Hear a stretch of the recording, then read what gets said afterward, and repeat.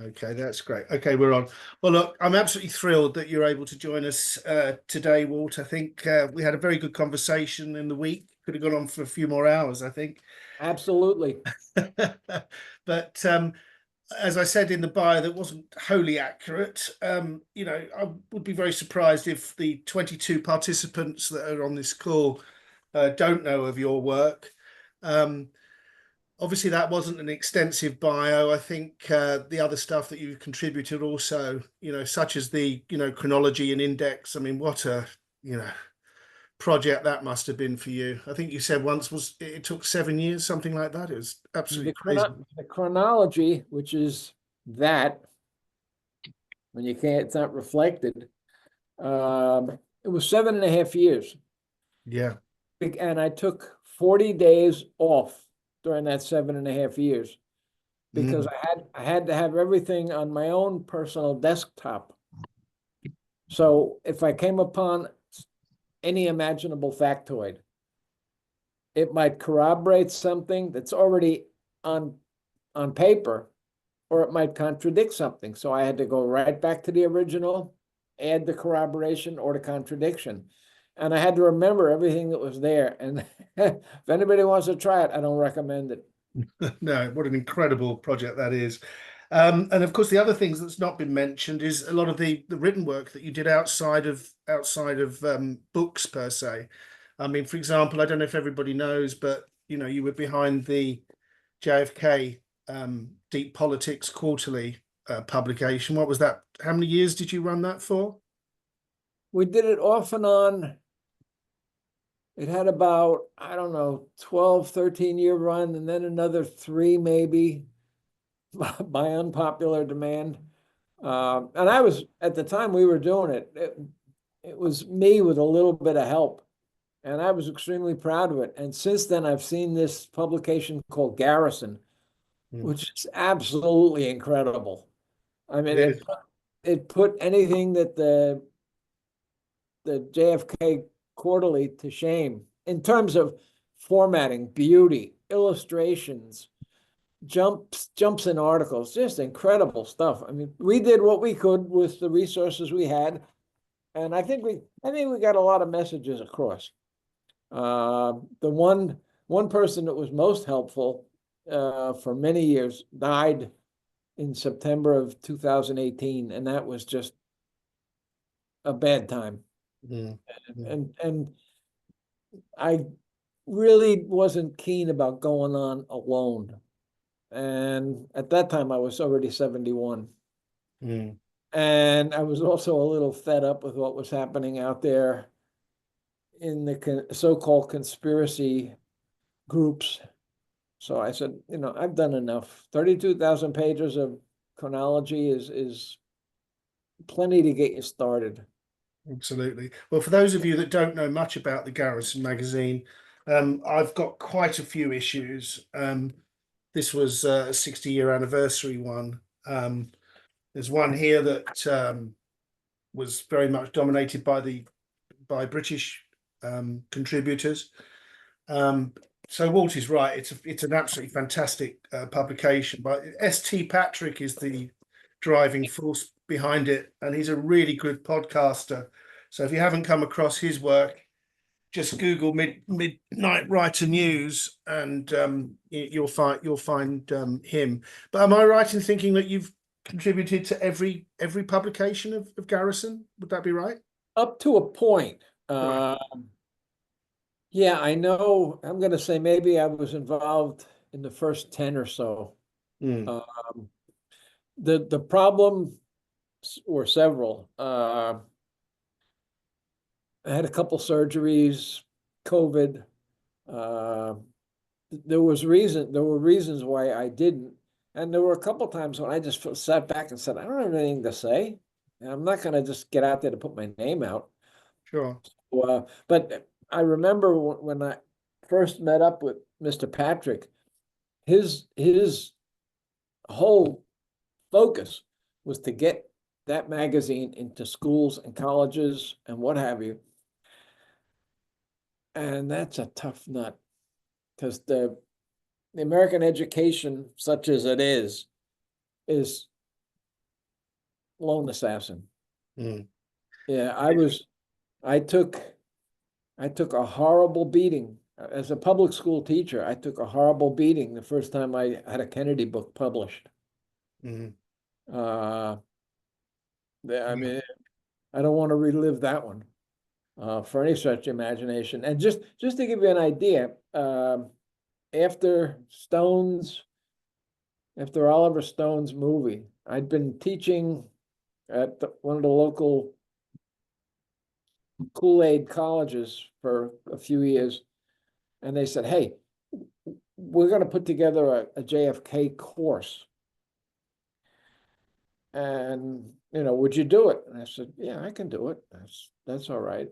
And when I put in the syllabus, they came right back to me and said, "Make it about his presidency, not the assassination." I said, "Oliver Stone's movie wasn't about his presidency." Mm. And they said, "Well, the whole assassination stuff is it's very speculative, and we got a problem with that." So I just said to them, "Are you closing the theology department?"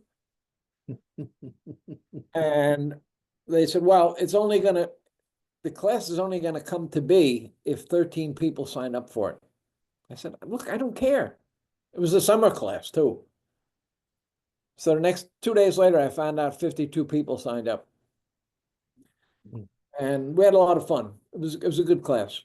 Mm. The first night, this was 1993. The first night, I gave them a do-it-yourself quiz. I wanted to know if they knew anything at all, or we were starting from scratch.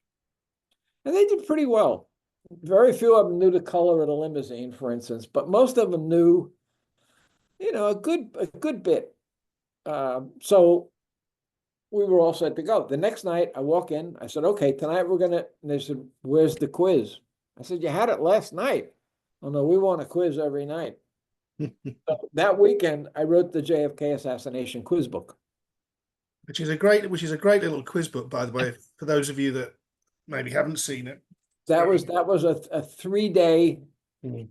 event, and that went through Prevailing Winds, which was out in California. Never saw a dime out of it. Mm. That happens. That's the publishing business for you. But it was fun to do, and the class went fine. And then they asked me if I wanted to make up something, put in a syllabus, the presidency of Franklin Pierce or whatever. And I said, "Well, I'll see," because I didn't need the money. Didn't need to do hundreds of hours of work to do a 3-credit course for $1,700. But you can make up a class, but please stay away from that JFK silliness. Yeah. That's all I needed to hear was, "Thanks," because I knew they were going to call me for survey classes or American studies, whatever. So my dance card was full without their silly courses. Mm. Mm. All right. Well, look. Again, that's a reference to Mr. Patrick's hope Mm. they would get into American education, and I hope he had some luck with it. But I know what the roadblocks are. Well, it's certainly a publication that takes alternative perspectives on history, which I think is a good thing. Oh, there's almost anything out there that you Yeah. can take an alternative perspective on. At the same time, I'm sure there are still secrets locked away from the War of 1812. Yeah. But Yeah. Okay. Well, look. Before we go into your background and your research journey, I mean, I have a small confession. The only book I've read of yours is this one, The Treachery in Dallas, which I think it's a great book. And I can't imagine that everybody on this call hasn't come across this before. But if you haven't, I would recommend it. It's got an incredibly large dollop of sarcasm in it. I love the way you write. Well, it's that's my trademark. oh man, just the out of nowhere, your parting sentence in a paragraph just cracks me up. It's some really, really, I don't know, Ryan, you're laughing. Have you read this book at all? Ryan? I have not. It's Oh, in my collection, but I have oh, not read it. I know it's been in my collection since Chris Gallup gave it to me a few years ago, but it's worth getting just for the quips at the end of it, which just jump out of nowhere. The publisher cut that book from 600 and some odd pages to 400, unfortunately. And I think some of the real important stuff is the tables in the back, because they're revealing about all kinds of things. Mm.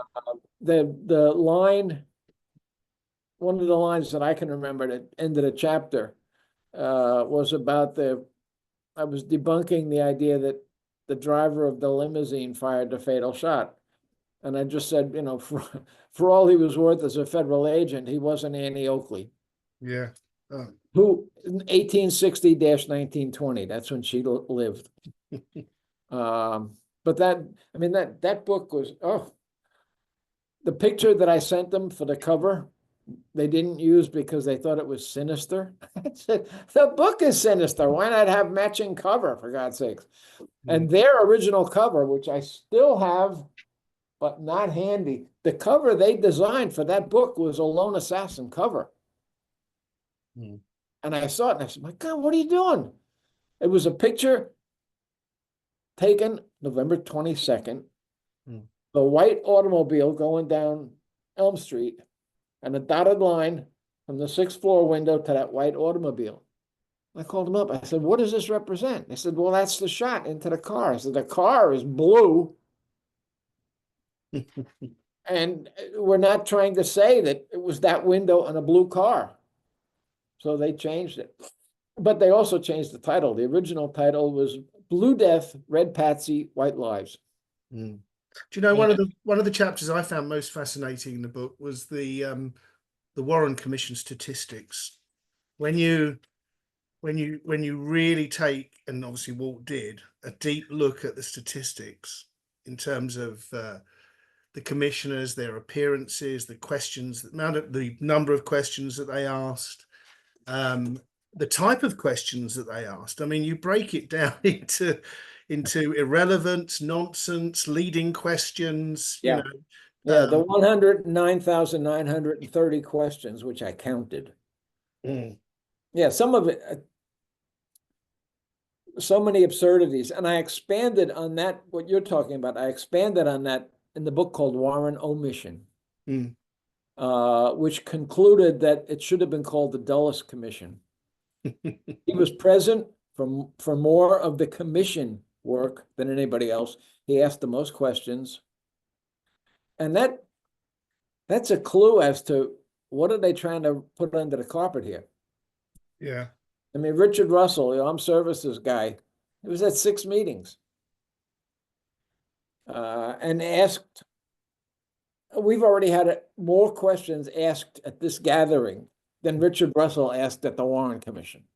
It's just absurd. Yeah. And again, they only heard 93 of the 488 witnesses. So the rest of it, they're relying on X telling them what he discovered at depositions all over the country. Arlen Specter, Leon Hubert, Bert Griffin. Obviously, they didn't get it done. But Warren Omission would have been the white lies part of Treachery in Dallas. Blue Death, Red Patsy, White Lies. And they cut the white lies. I said, fine, I'll do Warren Omission on my own. All right, well, let's try and move on a little bit, Walt. I mean, this is just so that others know what the format's going to be. I'll ask quite a few questions to start with, then we'll open it up to the floor, and it can be a free for all. There's no time constraint apart from the normal that we have other things to do later in the day probably. And Walt, you may get tired at some point. But if we can start off really, when we ask all of our guests this, how you got into this saga. It's very interesting when we were talking the other night, you mentioned, you're in the same house in New Jersey that you were in when Yeah, Kennedy I'm in the house right now that I was in when John Kennedy was killed. Yeah. School I was in was on split sessions, so I got home for lunch I figure I got home just about as Air Force One landed in Dallas. Mm. But of course, it wasn't on TV here. I didn't have the TV on in the middle of the afternoon. So it happened, and I headed into town to get something to read for the weekend, and a total stranger walks over to me and tells me what happened. Yeah, it's amazing. And it was final. You know, did you hear that the president's been shot? No, no. What happened? Where was he shot? He was shot in the head. Doesn't look good. That was the end of the story. And I turned around and went home, never got the book, put the TV on. And where I got into it was that afternoon because, gee, where did it happen? And what state is the new president from? Mm. Mm. And it literally started that day. I read the one book every 4 months that came out, whether it was Mark Lane or Harold Weisberg, Sylvan Fox early on, Jostin, Buchanan, anything I could get my hands on that subject, I read and I internalized it. It just really flipped my stomach around. Any newspapers I could get my hands on, any magazines related. I mean, I had what a collection. Did you And reach out? Did you reach out to any of the, early pioneering no, researchers, assassination no, researchers? no, at that point in time, I was 16 years old when it happened. Mm. And I wish I had. The closest I got was I read somewhere that Greer, Hill, and Kellerman were still living in Washington, D.C. And I went down to the library, got a Washington, D.C. phone book, found their numbers in the book. This would have been, 3 or 4 years. This would have been 1967, 68. And I called them. Kellerman didn't much want to talk. Greer talked. And the most interesting thing I think he said to me, this is the dog, by the way. The most interesting thing he said was coming out of it when he made that crazy turn. He said he wasn't expecting it because he hadn't driven the motorcade route. And when you think about that statement, back then, I don't know about today, but back then, when Air Force One was going somewhere, Dallas, Texas, Fort Worth, Egypt, anywhere, Colonel Jim Swindle would fly the plane to that place and land there for practice. So he knew exactly what he was flying into wherever he was going anywhere in the world. And the driver of the limousine didn't know the motorcade route. So he said, I made that crazy turn, came out of it, and my God, I know there's buses behind me. I know there's other limousines. And he wasn't an educated man, Bill Greer.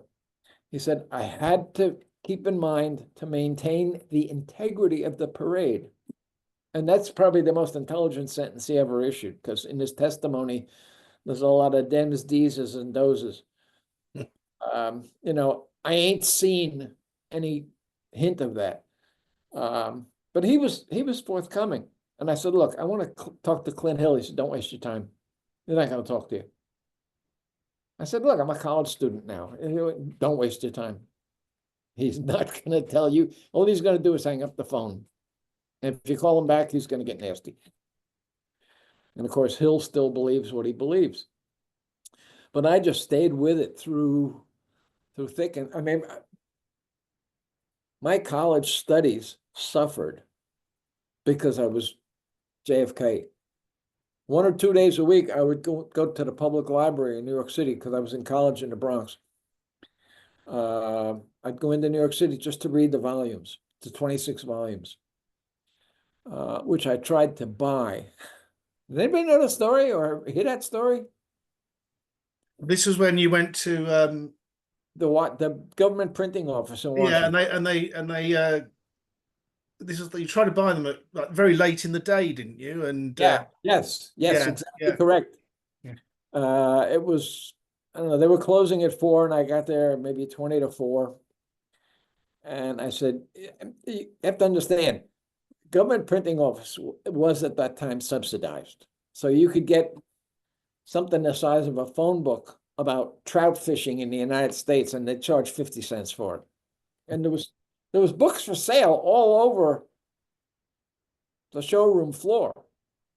And I'm looking, and I don't see any 26 volumes. So I asked, I said, do you sell? Yeah, but it's in the back. May I see it? We'd have to get somebody to go back there with you, a guard. Yeah, like I'm going to sneak out of here with 26 books. The cop came, took me back there, pointed to them, and they had onion skin dust jackets. And I reached out and he said, don't touch. You want them? You buy them. Okay, I'll buy them. I went out to the counter and I'm pulling out dollar bills, nickels, dimes, $92, I believe. And no, excuse me, $76. They were 76 bucks. And the woman said, you'll have to take a number. Lady, there's nobody here, just me and you. You'll still have to take a number. So I went over, took the number, and I was number, I don't know, 92. And she says, 8? 8 wasn't there. 9? 9 isn't going to be there either, honey. I'm 92 and I got the money. I'm sorry. It's closing time. You'll have to come back tomorrow. Huh. And I just figured they're going to take them off the shelf, put them in a box somewhere. So when I come back, oh, they're sold, you know. But I didn't get them. And when I did, I wound up getting them in 1991 for $1,100. But again, my education suffered to a small extent because I had my nose in JFK stuff the whole time. And that just, anytime something new came out, right through it, compared it to all the other stuff, graded it accordingly. And there came a point when I wanted to say something about what had happened, but I didn't know who did it. And I decided I was going to try and put Oswald on trial. And I was married at the time. And I said that, you know, I'm going to work on the trial of Oswald. Well, I was told how ridiculously stupid that was. Okay. That night, I came up here to the office and I got a hold of, I read the testimony of the bus driver, McWaters. And that's a mess, that testimony. Yes. God. His favorite 3 words are, in other words, and he says it over and over again. He'll say it 5 times in one sentence. But it's a witness. So I did what I could with him, and there was one other, it might have been Will Fritz. And I typed them on a 55K computer, which meant on page 19, it stopped. So I did McWaters, it was about 8 pages, stopped, printed it out on one of those things that go back and forth. Then I did the other guy, printed them out, brought them down, showed them to her. Wow, this isn't bad. So I had the permission to go ahead, so to speak, and I started it November 12th of 91. And about the 3rd weekend in January, I went to see Oliver Stone's movie, January 92. And I've been warned, you know, that movie is 3 hours long. So I'm sitting there with a notepad in the theater. And all of a sudden the movie's over. That wasn't 3 hours. Yes, it was. And I realized from looking at that book, as that movie, what I had written to myself as closure People v. Oswald was really closure. I got to stop this and, move on to something bigger and better. I realized that's a book.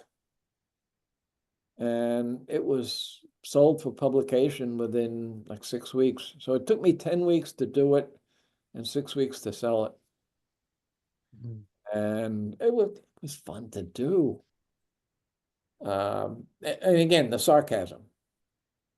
The one I remember the best was they were doing cross-examination of the neutron activation analysis.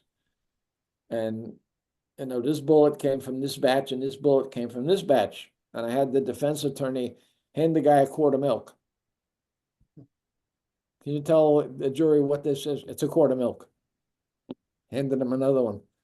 Can you identify this? Yes, it's a quart of milk. Here's the question, pal. Did they come from the same cow? And it was that kind of thing. And it was fun to do. And it got me invitations to, meetings, your group, COPA, whatever. Well, that was one thing I was going to ask you about, in terms of your research journey. I know David Ward is on the call here. He remembers meeting you, I think, in Liverpool. There too. Those were fun. When this is our predecessor society, but formed by Ian Griggs, Dallas 63. So tell us something about those days when you came over to see us. Well, I was invited over actually by, I believe, the Splinter Group, because it was John Rudd and Tony Saunders up in Liverpool. And the first time it was myself and the ex. And John met us at the train. Come on, we're going to dinner over this place. Time to go to the meeting. And this was, I'm going to say, middle, maybe late July of 95, which meant in Liverpool, it was daylight till 10 o'clock. The kids were out playing soccer in the street at 10 o'clock, and it was, what's going on? We're driving to the venue, and John Rudd turns the corner, and there's a riot going on in the street. I said, John, you better find another way to go to where we're going. He said, that's where we're going. And there was pushing and shoving to get in, and people paid, to my amazement, to stand on the steps because it was in the upstairs of a pub. And it was a wonderful night. I had a ball. And then John invited me back the following year when he had a full tilt symposium, a couple days at a major hotel overlooking the Mersey. I can't think of the name of it now, but I know I was in the Charles Dickens suite, and I heard the bomb go off at the Atlanta Olympics because I had the TV on.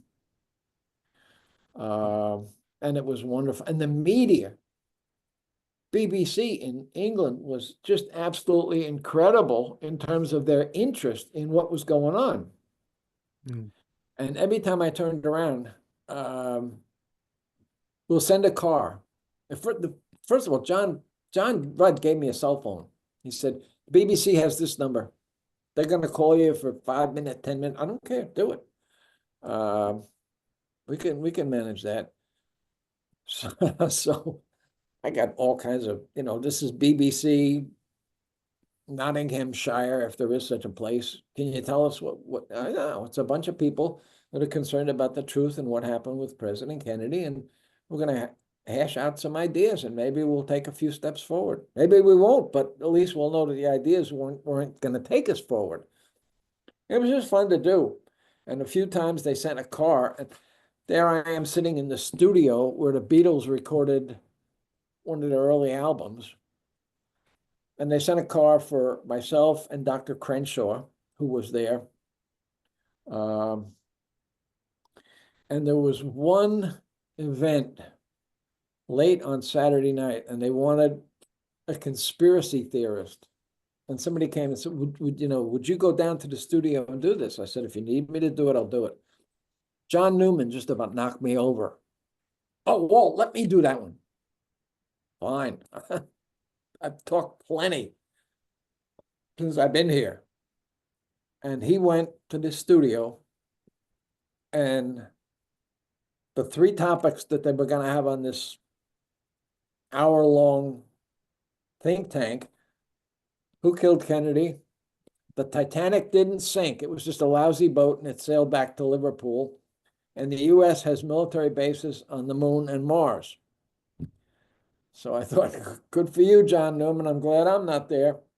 And he tried to defend what he was doing. And, you know, for a defense, the Adelphi Hotel, yes.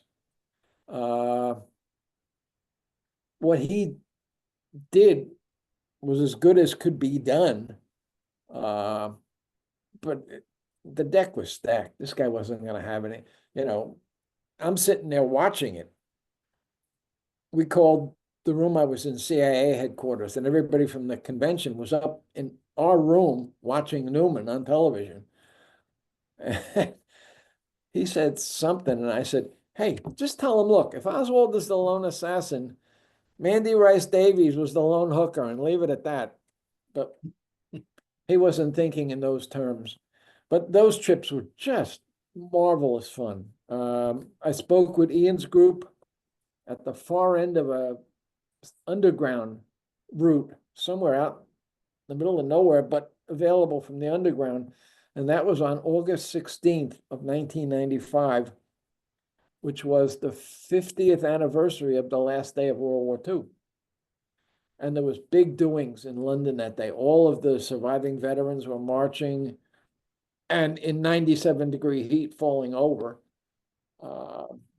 A bomber flew over and dropped 1 million poppies. They had fireworks on the Thames that night. It was an incredible day. I mean, just to be with Ian's group and have fun with them, get back on the tube, and then celebrate the anniversary. It was wonderful. So I always have. I was speaking with someone yesterday. I don't get to travel much because the DOG is very attached to me. But I said, I miss being able to go to London. I miss being able to go to the UK. Never got to. Maybe one day we can have you over here again. We are doing a 30th anniversary event this June, and I'll talk to you about it offline, Walt, because Okay, please it's a big do. one. But in the meantime, advertise for a dog sitter. Yeah, we talked about the other night. It's a lovely dog. Lovely dog. Oh, he's a sweetheart. But we got together pandemic, and he's attacked. I'm afraid I offered somebody $1,000 to stay in my house with him. I'll fill the refrigerator up. You get $1,000 cash, no questions asked. The only thing is you can't leave. Can't leave the house. If you leave the house, he'll try and jump out the window to get to me. Can't get anybody. Just cannot get anybody. In the past, I always had dogs. Always got dog sitters. My friends would come by for 3-4 days, whatever. I've been to a lot of wakes since then. And getting friends to babysit, that, you know, it's just not happening. All right. We'll certainly try and persuade you, or if nothing else, perhaps we can have a remote. And that's this June? It's this June, yeah, end of June. Okay. So I wanted to. I mean, you've spoken to some very important witnesses back in the day. Marina, obviously, Madeline Brown. We talked about Sergeant Jerry Hill the other day.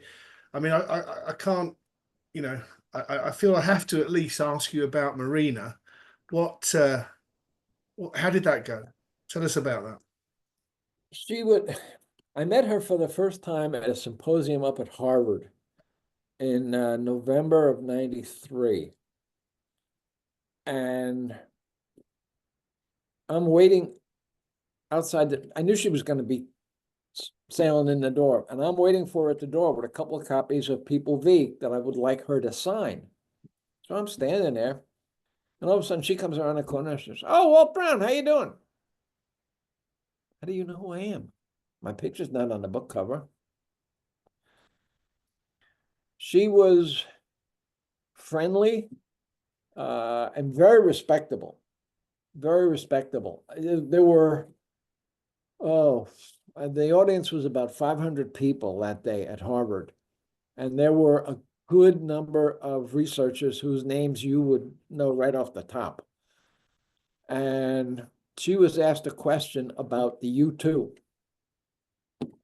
And, did it affect Oswald or not? Whatever. And it did. But she didn't. She just said, wait a minute, wait a minute, wait a minute, wait a minute. Let's ask the expert. Walt, where are you? And I wanted to hide. Believe me. I didn't want John Newman and all the rest of them to feel like they've been iced out of something. But she, she was nice enough, to give me time. And I spent some time with her at symposiums held in Dallas by Plano High School. A couple of years in a row, it was during my February teaching break. They'd have a 1 week long symposium at this high school, and it was an impressive high school. And the kids were really into what we were doing. And I got to spend some time there with her. She was guarded. That's the only, she didn't want to say anything that would cause 5 books to be written. She was cautious. We went around the displays, and there's a picture of Oswald with the rifle. And I said, there's the picture you took. Yeah, I took that picture. I said, and the others? I took that picture. And she was tight. We left the symposium, and we were taking somebody home. I don't know who it was. It might have been her. And there's a beltway around Dallas. And there was there was always an Arby's and a McDonald's and a who knows who everywhere. And there was one place that had Chinese buffet. I can get Arby's and McDonald's here in New Jersey, but Chinese buffet, that was too much to pass on. So I said, let's go in there. And Marina, if you're going to eat Chinese, you got to try it with plum wine. So she just looks at me. She goes, are you buying? Yeah, Marina, I'll buy. Amazingly, she signed a bunch of autographs for me that day. So I made out on that drink. But it was, the kids were hypnotized by her. This is Marina Oswald. And there were things that I would have liked to have said to her, but I knew if I said them, there would be a breach. For instance, and I don't know too many of you, anybody know who J.D. Wilmuth is? Okay. He was a longtime State Department, or worked out of the State Department, for instance, in the Moscow legation in the 1940s. PhD in Russian, totally illiterate. Supposedly, he wanted to hear her speak. So because he wanted to know what it sounded like from somebody from the Archangel Oblast. I said, drop a dime and call her. You'll know what she sounds like. He showed up on November 19th at Ruth Payne's house to have a nice friendly chat with Ruth and Marina. And I think it was a heck of a lot more discussed than what her dialogue sounded like. First of all, by 1963, she wouldn't have sounded as much like her birthplace as regardless, it wouldn't have happened. But there's more to that conversation. I'm convinced Wilmuth told her, Lee Oswald is getting thrown under the bus this weekend, honey. You can get thrown under the bus with him, or you can sell him out. And that goes for you too, Ruth. And we know what happened. Just way too much of a coincidence. I mean, the guy was definitely military intelligence somewhere. And he'd been involved for a long time, for at least 2 decades, at least. And he had every pie that had Russia on the label, he had a finger in it. And when children got scholarships, the piano scholarships to Moscow, he arranged it. He was always visible. And I wanted to ask her about that. And I said, if I do, I don't think she wanted to lie to me, which would have made it rough. If it was Joe Smith shows up, hi, Marina, what happened with this guy at your house? Oh, nothing. We talked about, Archangel. She could lie about that to Joe Smith, but she wasn't going to lie to me, I didn't think. So I was cautious. Foolish, perhaps, but cautious. And she was outgoing. She had a reputation too. She had a lot of reputation events with men before she married Ken. They were married. She was with Ken until he died a couple of months ago. And they were living on property that was bought for them by the guy that owned the Enquirer, the National Enquirer. I can't think of his name right off. This was, of course, many years ago. He lost his son in 1962, and he was just overwhelmed with an understanding of grief and what it was. And he bought a beautiful ranch for Mrs. Tippett, and he bought the same kind of deal for Marina. Bandit, what are you doing? Come on. And that's where they were living, in Rockwall, Texas. Now, of course, Marina is 80. 82, 3, something like that. 84. No, she was born in 41. Mm. Lee was born in 39. She was born in 41. So she'd be 84, 3. yeah, early 80s. And I have not seen anything of what she looks like, and it's not going to change any of my opinions. Yeah, oh yeah, she got older. We all do. So she was very guarded, Walt, you say, when you met her. I wouldn't say very guarded, but guarded. Did she, I mean, is there anything that she revealed? Did she give you any insight that was a bit of a eureka moment for you at all? It seems to me that she was a little more talkative about the rifle. Because she was clearly embarrassed that she had originally told the Dallas police, I never saw any rifle. What is a gizmo, meaning a telescopic sight? I never saw any of that. But of course she did. And that became known. And I think she was a little more forthcoming, almost in a sense, to clean up the mess she left in 1964 with her rifle testimony. Yeah, he had a rifle. Yeah, he used to dry fire it on the porch when we were in New Orleans. And he was always cleaning it and playing with it in his little room off the, at 214 Neely Street. But the obvious question I wanted to ask her was, how did he get it into the house? I mean, that whole sequence. He sends a money order in the name of Heidel, and it goes to the Dallas post office, and he collects it, and he's not Heidel. And he has to get it from the Dallas post office, in theory, home. But nobody obviously making a point of, oh yeah, he's got a rifle. And without Marina knowing, and where else would she be but there? She couldn't go anywhere. She didn't speak enough. She's allegedly not able to speak enough English. There's times when she gets caught. There was one fight between Lee and her, and she took the baby and ran out and got a hold of one of the members of the Russian community and got a cab to her place. And I'm thinking, what did she tell the cab guy? I doubt he spoke Russian. And how did she pay?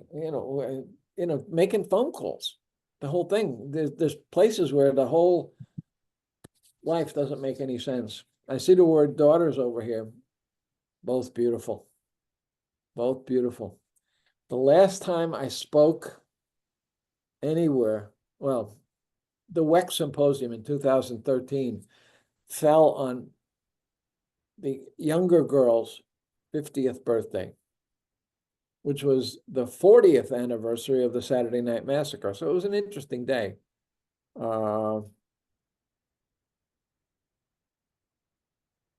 Yeah, as far as the daughters being MIA, they've had enough of that in their life.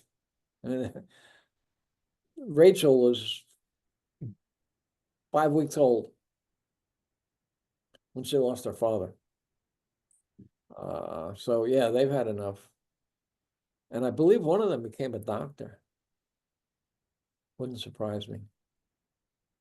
Okay. Well, I want to talk about some of the other witnesses, but just very briefly, is there anybody in the room that wants to ask anything about Marina before I move on?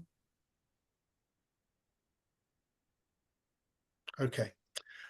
So what about Madeline Brown? I mean, credibility-wise, I'm particularly interested in your view on that. Yeah, she well, she forfeited her credibility immediately when she said she was LBJ's mistress and his only mistress. But she called me somehow. Mrs. Farrell was the epicenter of people in Dallas finding out about People v. Oswald. She bought a bunch of copies, wanted me to sign them. I said, send them up, send them back. But she put Madeline Brown in touch with me. And I, somewhere, I have the cassette tape of that conversation. And she said, I was at the party with LBJ the night before the assassination, and who else was there? And she named 7 or 8 people. I said, that's it. I mean, we've pretty much. I said, because if there's 40 people there, the word's going to get out. Oh, no, it was a small group, and it broke up 10 o'clock. And I made the point of letting her know that Lyndon Johnson's plane didn't land in Fort Worth until after 11. And Jay Harrison, who I worked with for 5 or 6 years, very closely, with tremendous respect for his work. He took me to meet her, and she was living on the cusp of poverty. I mean, it was just, and I left there, and I remember saying to Jay when we left, I said, she's going to write a book just to make a few bucks. It was Texas in the Morning. Mm-hmm. It was published by Harry Livingstone, and she never saw a dime. But somebody named Galen Ross did a book 2001, 2002, and it had a lot of Madeline in it. And in that particular rubbish,